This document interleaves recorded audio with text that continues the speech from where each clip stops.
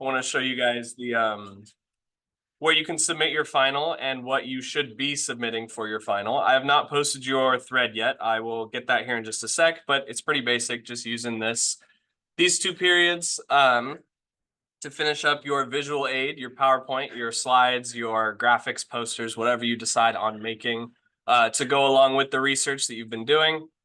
You'll have a place on Canvas to actually turn that in. So let me pull that up real quick here. On announcements in Future Ready, I will put it in, or assignments in Future Ready, excuse me.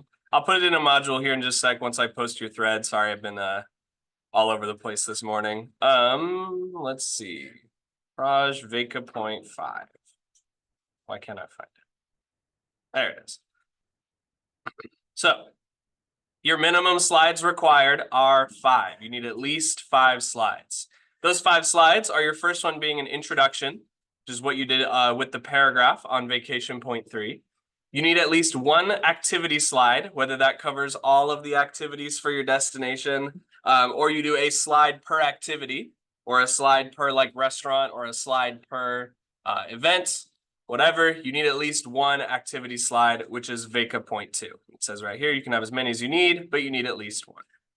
You need to have some space on your slide for costs. You can have a single slide dedicated to a cost breakdown, or you can have the costs spread out throughout the PowerPoint, but you need the cost present in some way to or for your slideshow.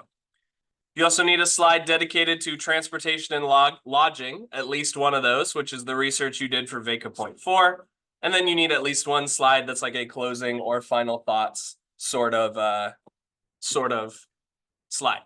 And if you'll notice, this looks a lot like a 5-paragraph essay, right?